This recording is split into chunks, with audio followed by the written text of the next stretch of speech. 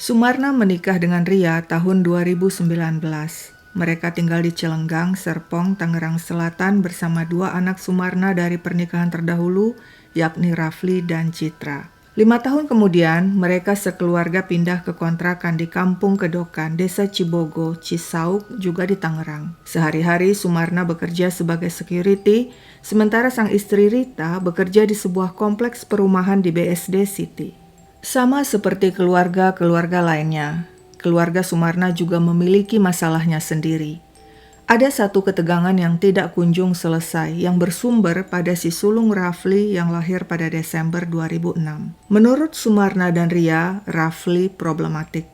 Dia dikeluarkan dari sekolah karena ketahuan merokok, lalu melanjutkan pendidikan lewat paket setara SMA. Sang ibu tiri Ria menyebut Rafli sulit diatur, jarang pulang, dan selalu menjawab dengan kasar jika ditanya keberadaannya. Sang ayah Sumarna mengaku jarang berkomunikasi dengan putranya itu karena kesibukan Sumarna sebagai security yang saban hari bekerja shift-shiftan.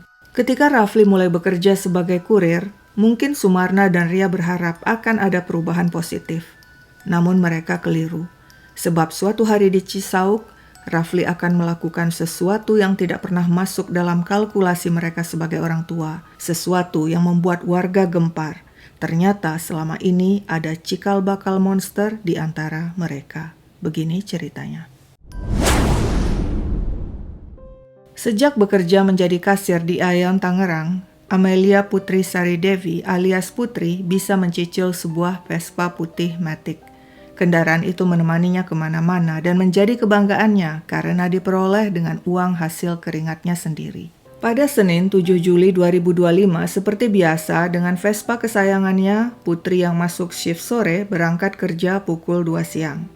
Putri lalu mengirim pesan pada ayahnya Widianto bahwa dirinya izin 2 hari mau jalan-jalan ke Ancol dan Curug. "Apa nggak bahaya ke Curug? Kan hujan terus?" tanya Widianto. Tapi Putri tidak membalas. Esoknya, Selasa 8 Juli, Widianto dan sang istri Murtini mencoba menghubungi HP Putri berkali-kali, tapi tidak ada respon. Mereka menanyai teman-teman Putri, namun tak seorang pun tahu keberadaan Putri. Rabu 9 Juli, Widianto mengirim pesan kepada Sumarna. Apakah Putri pernah datang ke rumah Sumarna yang berlokasi di Kampung Kedokan, Desa Cibogo, Cisauk, Tangerang untuk menemui Rafli, anak Sumarna? Sumarna yang tahu Rafli dan Putri pernah berpacaran menjawab sejak putus setaunya Rafli sudah tidak bertemu Putri. Karena Putri tidak kunjung pulang, keluarga melapor ke polisi, juga membuat postingan di medsos. Mohon bantuannya. Amelia Putri Sari Devi usia 22 tahun hilang sejak 7 Juli 2025. Dari pulang kerja sampai sekarang belum pulang. Terakhir izin pergi ke Ancol dan Curug mengendarai Vespa putih. Sampai hari ini nomornya tidak bisa dihubungi. Ciri-ciri kulit putih, mata sipit, tubuh kurus, gigi kelinci. Sudah dilaporkan kepada pihak berwajib. Berita hilangnya Putri viral. Foto dirinya dan Vespanya tersebar di medsos. Sementara itu pada Jumat 11 Juli, seorang tetangga mendatangi Sumarna yang sedang berada di rumah. Si tetangga menanyakan tentang Vespa Matic putih yang dilihatnya pernah terparkir di depan rumah Sumarna. Si tetangga bilang, Vespa itu milik Amelia Putri yang dinyatakan hilang. Beritanya viral. Sumarna yang kaget langsung menghubungi sang anak Rafli. Saat itu Rafli sedang berada di Tegal untuk menikahi pacarnya Nadine yang hamil. "Rafli, kamu tahu keberadaan si Putri?" tanya Sumarna. Rafli menjawab, "Tidak tahu." Sumarna bertanya lagi, "Benar kamu tidak tahu?" Rafli membalas, "Tidak tahu. Kenapa ayah nggak percaya sama aku?" Sumarna curiga dengan jawaban Rafli. Meski berita hilangnya Putri viral, tapi keberadaannya tak terlacak juga. Sementara itu Ria, ibu tiri Rafli yang meninggalkan rumah sejak 7 Juli karena urusan pekerjaan, akhirnya pulang ke rumah pada Sabtu 12 Juli. Tetangganya yang bernama Marsiah langsung melapor. "Neng, beberapa malam lalu saya dengar ada keributan di rumah kamu. Ada suara minta tolong. Bunda, bunda, tolong." Ria heran. "Siapa bu yang minta tolong?" Marsiah menjawab, "Tidak tahu, saya tidak berani mendekat ke rumahmu. Saya pikir si Rafli dan adiknya Citra lagi ribut." Siangnya, Ria bertambah heran ketika Widianto, ayah Putri datang. "Bu, pernah lihat Putri main ke sini enggak?" Ria bilang dia tidak tahu, berhubung dirinya sudah 5 hari tidak pulang karena urusan pekerjaan dan harus menginap di rumah majikan. "Minta tolong ya Bu kalau Ibu ada informasi tentang Putri," kata Widianto. "Iya Pak, nanti kalau ada informasi saya akan beritahu," jawab pria yang tahu Rafli dan Putri memang pernah berpacaran namun telah putus. Hari demi hari terus berlalu, Putri tetap tidak ditemukan. Maksum, warga kampung Kedokan, Desa Cibogo, Cisau. Tidak biasanya pada Selasa 15 Juli 2025 saat berada di rumahnya, dia mencium bau tidak sedap dari luar, tapi dia tidak menghiraukannya. Esoknya, Rabu sore 16 Juli sekitar pukul 5, sepulang kerja dari bengkel, keluarganya yang semakin terganggu oleh bau busuk mendesak Maksum. "Coba cari bangkai apa itu, sudah 2 hari tercium terus." Maksum kemudian mencari sumber bau di kebun belakang, di samping kontrakan tetangganya keluarga Sumarna. Ketika menyusuri semak-semak dekat pohon bambu, bau semakin menyengat. Tampak tumpukan ranting dan rumput yang dikerubungi lalat. Begitu memeriksa tumpukan, Maksum terkejut melihat kaki manusia menyembul. Spontan dia lari tunggang langgang dan melaporkan penemuan itu kepada ketua RW.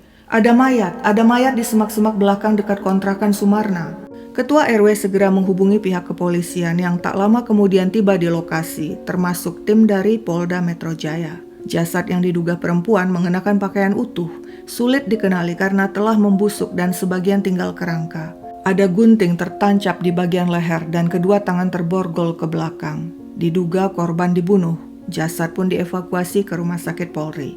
Untuk menemukan identitas jasad, polisi memeriksa daftar orang hilang di kawasan Tangerang. Seorang perempuan muda bernama Amelia Putri Sari Devi dilaporkan hilang oleh keluarganya sekitar seminggu lalu. Berita hilangnya Amelia Putri dan Vespanya juga sebenarnya telah viral di medsos. Polisi kemudian menghubungi keluarga korban dan menunjukkan foto-foto penemuan jasad.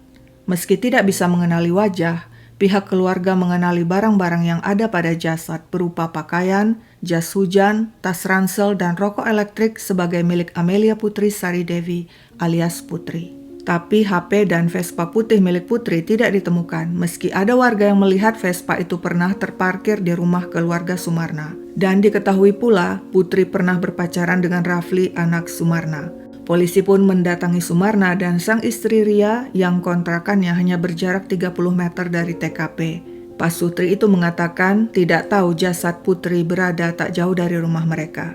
Ketika ditanya di mana Rafli, mereka mengatakan Rafli berada di Tegal untuk melangsungkan pernikahan dengan pacarnya Nadine. Tim kepolisian segera menuju Tegal. Pada Kamis 17 Juli 2025 tengah malam, tim tiba di rumah orang tua Nadine di Desa Depok, Kecamatan Pangkah, Kabupaten Tegal, Jawa Tengah. Rafli berhasil diringkus di sana. Pemuda berusia 19 tahun itu mengaku telah membunuh mantan pacarnya Putri dengan dibantu temannya, Ibra dan Ardi. Menurut Rafli, dia telah menjual HP Putri dan menjaminkan Vespa Putri ke seorang PSK karena setelah memakai jasa PSK tersebut, Rafli yang bokek tidak bisa membayar 400.000. Polisi akhirnya berhasil menemukan Vespa di tangan 2 penadah. Vespa berwarna putih itu sengaja ditutupi stiker pink seluruhnya untuk menyamarkan identitas.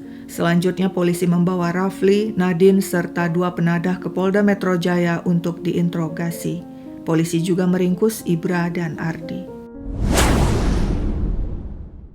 Persidangan kasus pembunuhan Amelia Putri Sari Devi digelar di Pengadilan Negeri Tangerang.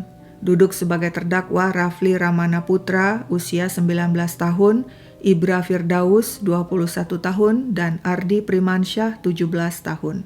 Di persidangan terungkap, Rafli dan Putri pernah berpacaran selama 3 tahun dan putus tahun 2024. Setelah putus, Putri kemudian berpacaran dengan Reza, sedangkan Rafli berpacaran dengan Nadine.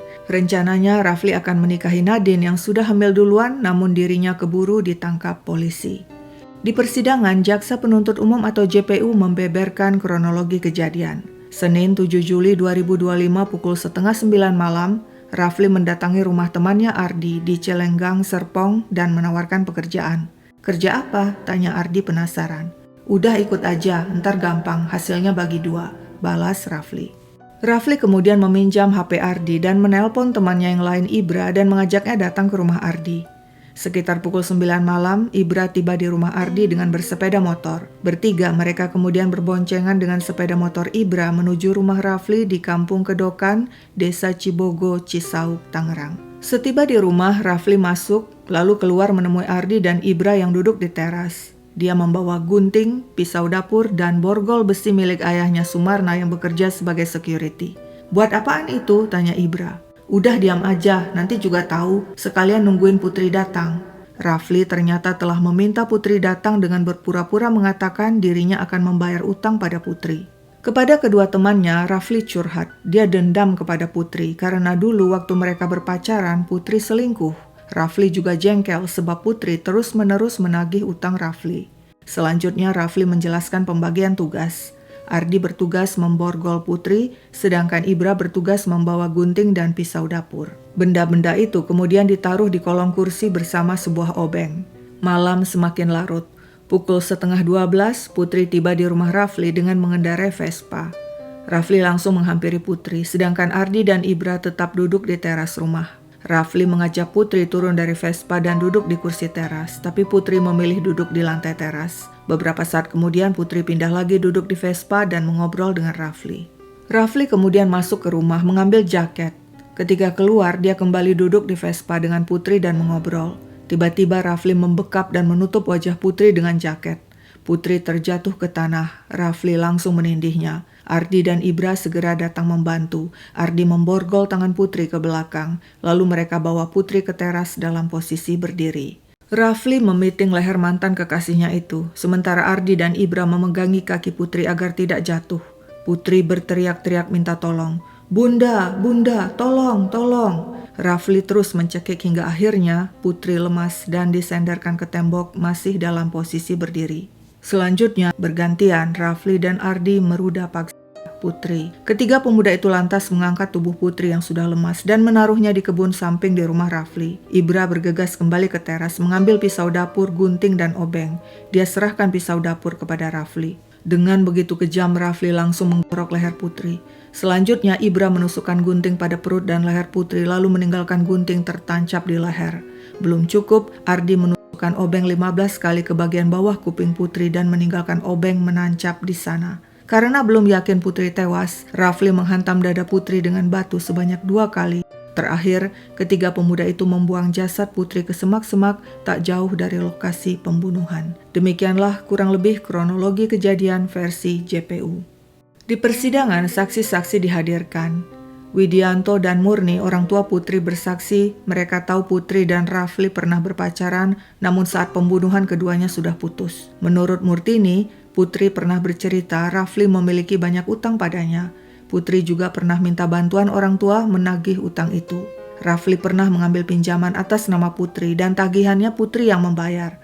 Pemuda itu berjanji membayar utang-utangnya pada Putri sebesar 1,1 juta setiap bulannya, tapi selalu ingkar. Di persidangan, kronologi yang dibeberkan JPU dibantah Rafli dan Ibra yang menyatakan tidak terjadi ruda paksa terhadap Putri. Menurut Rafli, "Saya mengenal Putri sekitar tahun 2022, kemudian berpacaran kurang lebih 3 tahun. Pada 2024 kami putus. Selama berpacaran, saya telah melakukan hubungan intim dengan Putri. Saya juga berutang padanya." Kepada Ardi dan Ibra, Rafli curhat dia dendam kepada Putri karena sewaktu berpacaran dirinya diselingkuhi Putri. Putri juga selalu menagih utangnya, bahkan mempermalukannya lewat status WA dengan memposting foto Rafli dengan kalimat "bayar utang lu". Tak hanya itu, menurut Rafli, Putri juga menyebarkan foto telanjang pacar baru Rafli. Semua hal itu membuat Rafli marah dan sakit hati. Menurut Rafli, pada hari kejadian, Senin malam 7 Juli 2025, awalnya hanya dia dan Ardi yang datang ke rumah Rafli untuk menunggu kedatangan Putri, sedangkan Ibra menunggu di rumah Ardi. Ketika kemudian Putri tiba di rumah Rafli dengan mengendarai Vespa, Rafli kemudian membekapnya dengan jaket sehingga Putri lemas. Rafli kemudian memanggil Ardi yang langsung datang dan memborgol tangan Putri ke belakang punggung. Namun ketika Rafli masuk ke dalam rumah mencari sesuatu, Ardi kabur pulang. Rafli lantas membopong Putri menuju lahan kosong di samping rumahnya seorang diri. Karena Putri masih bergerak, Rafli lalu menusuknya hingga tewas. Setelah yakin Putri tewas, Rafli bergegas ke rumah Ardi dan mengatakan dirinya telah membunuh Putri. Dia minta bantuan Ibra menyembunyikan jasad Putri. Berdua mereka kemudian ke rumah Rafli. Di sana dengan disaksikan Ibra, Rafli seorang diri memindahkan jasad Putri ke ujung lahan kosong yang di dekatnya terdapat jurang kecil. Usai membersihkan diri, Rafli bersama Ibra meninggalkan rumah. Rafli mengendarai Vespa milik Putri, sedangkan Ibra mengendarai sepeda motornya sendiri. Setelah berkeliling mencari tempat untuk menyembunyikan Vespa, akhirnya Rafli dan Ibra menyembunyikan Vespa Putri di parkiran Mall ITC Serpong BSD. Demikianlah kronologi kejadian versi Rafli yang juga sama dengan kronologi versi Ibra dan Ardi yang cukup berbeda dengan kronologi yang disampaikan JPU. Dalam kronologi versi Rafli CS, pertama mereka tidak meruda paksa Putri. Kedua, yang membunuh atau menusuk Putri hanya Rafli. Ketiga, Ardi kemudian kabur kembali ke rumahnya, sedangkan Ibra baru kemudian dimintai bantuan menemani Rafli membuang jasad Putri dan menyembunyikan Vespa milik Putri. Lalu benarkah pengakuan para pelaku mereka tidak melakukan ruda paksa? Di persidangan dihadirkan saksi ahli yakni Dr. Sumi Hastri Purwanti yang merupakan perwira tinggi Polri dan ahli forensik perempuan terkemuka di Indonesia. Dr. Sumi yang bertugas di Rumah Sakit Bayangkara tingkat 1 Pusdokes Polri telah melakukan pemeriksaan terhadap jenazah korban dan mengatakan kondisi jenazah ditemukan masih berpakaian lengkap dengan jas hujan. Dr. Sumi menjelaskan dirinya tidak bisa memastikan apakah ada kekerasan seksual menimpa korban karena kondisi mayat sudah membusuk sehingga tidak terlihat dan tidak ditemukan adanya cairan sperma. Jadi kesimpulannya, aksi ruda paksa tidak dapat dibuktikan. Di akhir persidangan pada bulan April 2026, Majelis Hakim Pengadilan Negeri Tangerang menyatakan terdakwa Rafli Ramana Putra terbukti bersalah melakukan tindak pidana pembunuhan berencana. Tidak ada disebutkan pasal pemerkosaan. Keadaan yang memberatkan, perbuatan terdakwa Rafli meresahkan masyarakat dan menimbulkan kesedihan mendalam bagi keluarga korban. Keadaan yang meringankan, tidak ada. Rafli divonis penjara seumur hidup. Lewat kuasa hukumnya, Rafli kemudian mengajukan banding. Di tingkat banding, Pengadilan Tinggi Banten menguatkan vonis sebelumnya dan Rafli tetap dihukum penjara seumur hidup. Sementara itu, terdakwa Ardi Primansyah di sidang terpisah dari Rafli dan Ibra dan vonisnya tidak dipublikasikan sebab dirinya di bawah umur 17 tahun. Lalu bagaimana vonis terhadap Ibra Firdaus yang juga didakwa JPU ikut membunuh Putri? Majelis Hakim menyatakan Ibra tidak terbukti melakukan tindak pidana dan akhirnya membebaskan Ibra dari seluruh dakwaan, memulihkan hak-hak, harkat, dan martabat Ibra. Lalu muncul pertanyaan, mengapa Ibra bisa bebas? Dalam hukum acara pidana Indonesia, putusan bebas dijatuhkan karena jaksa penuntut umum atau JPU gagal membuktikan keterlibatan terdakwa secara sah dan meyakinkan berdasarkan minimal 2 alat bukti yang sah menurut undang-undang. Pengakuan saja tidak cukup, harus ada bukti fisik lainnya, misalnya sidik jari, DNA, rekaman CCTV, hasil visum, atau barang bukti lainnya yang terkait langsung dengan peristiwa pidana. Sekian dulu ceritaku, sampai jumpa kapan-kapan.